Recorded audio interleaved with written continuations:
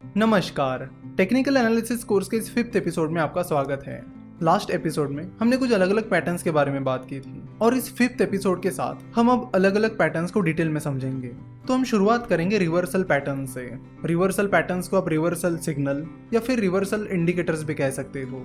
तो reversal pattern से हमें ये समझ में आता है कि जो ट्रेंड चल रहा है वो चेंज होने वाला है, यानी अगर बुलिश ट्रेंड चल रहा है तो बुलिश ट्रेंड चेंज होने वाला है, और अगर बियरिश ट्रेंड चल रहा है तो बियरिश ट्रेंड चेंज होने वाला है। तो रिवर्सल पैटर्न्स आपको बताते हैं कि ट्रेंड में चेंज होने वाला है। तो टेक्निकल एनालिसिस में रिवर्सल पैटर्न्स की तरह ही अलग अलग पैटर्न्स हैं जो आपको इंडिकेट करते हैं कि आगे क्या हो सकता है, और उनकी मदद से फिर आप ट्रेडिंग कर सकते हो। तो रिवर्सल पैटर्न्स में आज हम अम्ब्रेला लाइंस के बारे में बात करेंगे। अम्ब्रेला लाइंस कुछ इस तरह दिखती है, बिल्कुल अम्ब्रेला की तरह। अम्ब्रेला लाइंस की बॉडी छोटी होती है और उनकी लोअर शैडो काफी लंबी होती है, उन्हें अपर शैडो नहीं होती। एक और बात जो आपको ऑब्जर्व करनी चाहिए वो ये कि अम्ब्रेला लाइन की जो लोअर शैडो है वो उसकी बॉडी के 2 से 3 गुना ज्यादा होती है। अम्ब्रेला लाइंस में 2 तरह के पैटर्न्स होते हैं, हैमर और हैंगिंग मैन।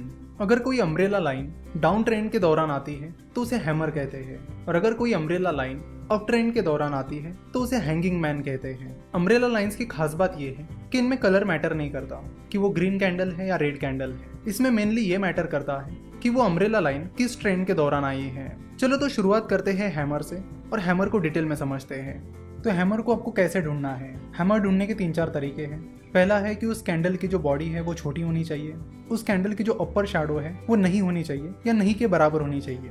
थर्ड थिंग है कि उस कैंडल की जो लोअर शैडो है वो उसकी बॉडी के 2 से 3 गुना ज्यादा लंबी होनी चाहिए, और फोर्थ वो कैंडल डाउन ट्रेंड में आनी चाहिए। अगर ये सारी कंडीशंस मिल जाती है तो उसे हम हैमर कहेंगे। हैमर में हैमर ग्रीन कलर की है या रेड कलर की ये ज्यादा मैटर नहीं करता, तो आपको बस हैमर देखनी है, उसका कलर नहीं। तो यहाँ स्क्रीन पर आप हैमर को देख सकते हो। ये हैमर डाउन ट्रेंड के दौरान आया है। देखो, हैमर में कैंडल का कलर तो मैटर नहीं करता है, लेकिन अगर वो कैंडल ग्रीन कैंडल है यानी बुलिश कैंडल है तो वो एक और अच्छी बात मानी जाती है। तो चलो देखते हैं कि हैमर से हमें क्या इंडिकेशन मिलता है और हैमर हमें क्या बताता है। अगर आप हैमर को डिटेल में ऑब्जर्व करोगे तो आपको पता चलेगा कि मार्केट ओपन होने के बाद बादल निचले स्तरों पर चला गया और उसका लो उसकी ओपनिंग प्राइस से काफी नीचे रहा है, लेकिन बाद में उसकी शेयर प्राइस बढ़ने लगी, और वो शेयर प्राइस बढ़ते बढ़ते दिन के आखिर तक वो शेयर प्राइस उसके हाई के पास जाकर क्लोज हुई। यानी इवन दो शेयर की प्राइस काफी निचले स्तरों पर चली गई थी, उसके बाद शेयर की प्राइस फिर से ऊपर आई और दिन के हाई के पास जाकर क्लोज हुई। तो इसका मतलब ये होता है कि बुल्स ने फिर से एंट्री की है, यानी अच्छी खासी शेयर प्राइस गिरने के बाद और अपने दिन के लो को टच करने के बाद बुल्स ने एंट्री की है, और फिर जाके शेयर की प्राइस बढ़ते बढ़ते दिन की हाई प्राइस के पास जाकर क्लोज हुई है। जैसे कि आप देख रहे हो कि इस हैमर से पहले मार्केट लगातार गिर रहा था और फिर अचानक से हैमर के दिन बुल्स ने मार्केट में एंट्री की है, और इस बियर मार्केट में बुल के आने से ये माना जाता है कि मार्केट में चेंज हो सकता है। इसलिए हैमर को रिवर्सल पैटर्न कहा जाता है, क्योंकि हैमर आने के बाद शेयर की प्राइस के पैटर्न में चेंज आ सकता है और यहाँ पर ट्रेडर्स बाइंग अपॉर्चुनिटीज ढूंढ सकते हैं। ट्रेडर्स यहाँ से एक्सपेक्ट कर सकते हैं कि हैमर के बाद बुल फिर से मार्केट में एंट्री कर सकते हैं, जिसके बाद शेयर प्राइस बढ़ सकती है। देखो, आपको हैमर के पैटर्न की तरह अलग अलग कैंडल्स दिख सकती है, जैसे कि आप यहाँ पर देख सकते हो, लेकिन ये हैमर नहीं हो सकती, क्योंकि इसमें हैमर की जो लोअर शैडो है वो उसकी बॉडी से 2 से 3 गुना बड़ी नहीं है।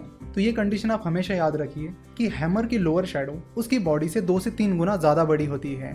तो हैमर हमें क्या इंडिकेट करता है? हैमर हमें इंडिकेट करता है कि आप उस शेयर को खरीद सकते हो, आप मार्केट में पोजीशन ले सकते हो।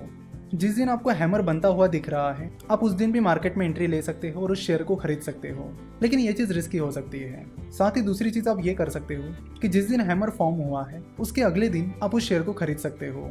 चाहे आप जिस दिन हैमर फॉर्म हुआ है उस दिन उस शेयर को खरीद रहे हो या फिर नेक्स्ट डे उस शेयर को खरीद रहे हो, तो दोनों भी वक्त आपको एक चीज़ का ध्यान रखना होगा कि आपको स्टॉप लॉस जरूर लगाना होगा, और वो स्टॉप लॉस आपका हैमर जिस दिन बना है उस दिन की जो लो प्राइस है वो रखना होगा। तो अगर आपको स्टॉप लॉस क्या होता है ये पता नहीं है तो आपको बता दूं कि स्टॉप लॉस आपके लॉस को लिमिट करने में हेल्प करता है।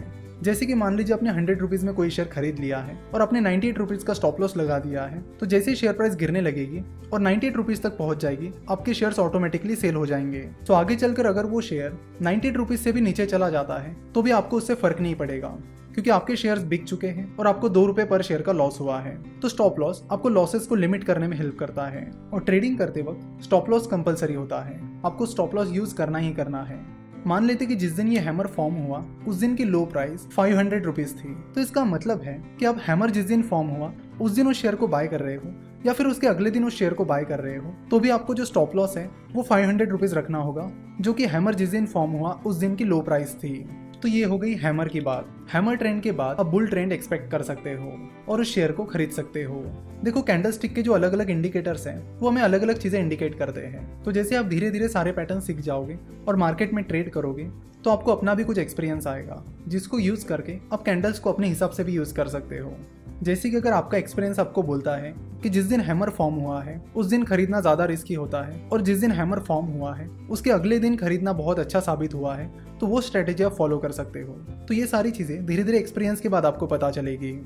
अब हैंगिंग मैन की बात करते हैं। हैंगिंग मैन अब ट्रेंड के दौरान आता है। दिखने में हैंगिंग मैन हैमर की तरह ही होता है, और हैंगिंग मैन में भी उस कैंडल का कलर कौन सा है ये मैटर नहीं करता। अगर आप सोच रहे हो कि हैंगिंग मैन और हैमर में कैंडल का कलर मैटर क्यों नहीं करता है, तो उसका जवाब है कि हैंगिंग मैन और हैमर, इनकी जो बॉडी होती है वो बहुत छोटी होती है। इसलिए अगर वो बॉडी ग्रीन भी है या फिर रेड भी है, तो भी उसका मतलब यही होता है कि उस पर्टिकुलर दिन शेयर की प्राइस उसके हाई प्राइस के पास जाकर क्लोज हुई है। चाहे वो ग्रीन कैंडल हो या रेड कैंडल, उसकी शेयर प्राइस उसके हाई प्राइस के पास जाकर ही क्लोज हुई है। इसलिए हैमर और हैंगिंग मैन दोनों में कैंडल के कलर को ज्यादा इंपॉर्टेंस नहीं दिया जाता। तो हैंगिंग मैन की कंडीशंस क्या क्या है? उस कैंडल की बॉडी बहुत छोटी होनी चाहिए, उसकी अपर शैडो नहीं के बराबर होनी चाहिए, और उसकी लोअर शैडो उसकी बॉडी से 2 से 3 गुना लंबी होनी चाहिए। साथ ही वो कैंडल अब ट्रेंड के दौरान आनी चाहिए। तो हैंगिंग मैन से हमें क्या पता चलता है? हैंगिंग मैन से हमें पता चलता है कि मार्केट में ट्रेंड चेंज होने वाला है और बियर्स मार्केट में एंट्री कर सकते हैं, जिसके बाद शेयर की प्राइस गिर सकती है।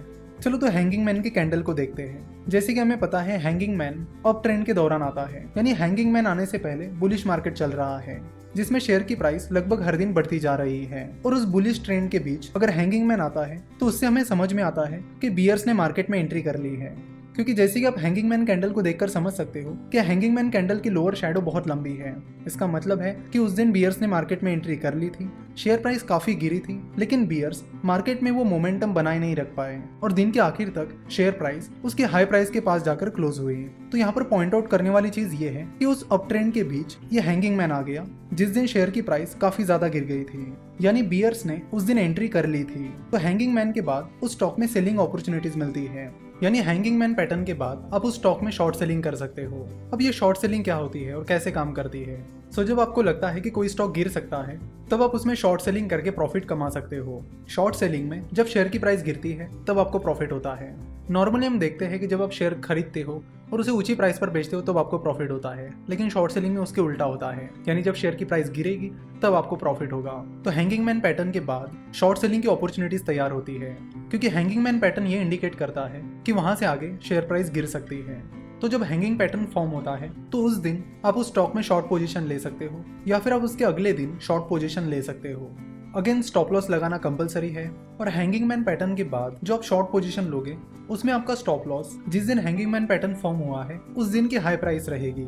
तो हैमर और हैंगिंग पैटर्न दोनों भी एक दूसरे के अपोजिट है। हैमर पैटर्न के बाद उस स्टॉक में बाइंग अपॉर्चुनिटीज निकल कर आती है, वही हैंगिंग मैन पैटर्न के बाद उस स्टॉक में शॉर्ट सेलिंग अपॉर्चुनिटीज निकल कर आती है। हैमर में जो स्टॉप लॉस होता है वो जिस दिन हैमर फॉर्म हुआ है उस दिन की लो प्राइस होती है। वही हैंगिंग मैन के बाद जो शॉर्ट पोजीशन आप लेते हो उसका स्टॉप लॉस जिस दिन हैंगिंग मैन फॉर्म हुआ है उस दिन की हाई प्राइस रहती है। आप अपने रिस्क कैपेसिटी के अनुसार या तो जिस दिन हैंगिंग मैन पैटर्न फॉर्म हुआ है उसी दिन शॉर्ट पोजीशन ले सकते हो, या फिर उसके अगले दिन शॉर्ट पोजीशन ले सकते हो। धीरे धीरे एक्सपीरियंस के बाद आपको पता चल जाएगा कि आपको क्या चीज़ ज़्यादा सूट कर रही है। हैमर पैटर्न के बाद बुलिश ट्रेंड आएगा कि नहीं, ये चेक करने के लिए आप एक और चीज़ कर सकते हो। अगर आप बहुत कम रिस्क लेना चाहते हो तो आप ये चीज़ कर सकते हो कि हैमर के अगले दिन की क्लोजिंग प्राइस को आप हैमर जिस दिन फॉर्म हुआ है उस दिन की क्लोजिंग प्राइस से कंपेयर कर सकते हो। अगर हैमर जिस दिन फॉर्म हुआ है उसके अगले दिन की क्लोजिंग प्राइस हैमर के दिन की क्लोजिंग प्राइस से ज़्यादा है, तो उससे हमें और एक इंडिकेशन मिलेगा कि मार्केट सही में ऊपर की ओर जा रहा है। तो इस तरह की चीज़ें भी आप कर सकते हो। सिमिलरली आप हैंगिंग मैन पैटर्न के दिन और हैंगिंग मैन पैटर्न के अगले दिन की क्लोजिंग प्राइस को कंपेयर कर सकते हो। अगर हैंगिंग मैन जिस दिन फॉर्म हुआ है उसके अगले दिन की क्लोजिंग प्राइस जिस दिन हैंगिंग मैन फॉर्म हुआ है उस दिन की क्लोजिंग प्राइस से कम है, तो उससे आप पता कर सकते हो कि बेयरिश ट्रेंड सही में शुरू हो रहा है। तो इस तरह के कंफर्मेशन कॉल्स भी आप ले सकते हो। आशा करता हूँ कि आपको हैमर और हैंगिंग मैन ये दोनों भी पैटर्न अच्छे से समझ में आए होंगे। तो आपको पता चल गया होगा कि हैमर और हैंगिंग मैन पैटर्न को कैसे इस्तेमाल किया जाता है, वो क्या इंडिकेट करते हैं, और उन पैटर्न्स के बाद हमें कौन सी पोजीशन मार्केट में लेनी चाहिए। नेक्स्ट एपिसोड में हम ऐसे ही और पैटर्न्स के बारे में बात करेंगे जिनसे आपको अलग अलग इंडिकेशंस मिलेंगे और मार्केट में पोजीशन लेने की अपॉर्चुनिटीज मिलेगी। आशा करता हूँ कि आपको आज का ये एपिसोड पसंद आया होगा। हमसे जुड़े रहने के लिए आप हमें फेसबुक, ट्विटर और इंस्टाग्राम पर फॉलो कर सकते हो। हमसे जुड़े रहने के लिए आपका बहुत बहुत धन्यवाद।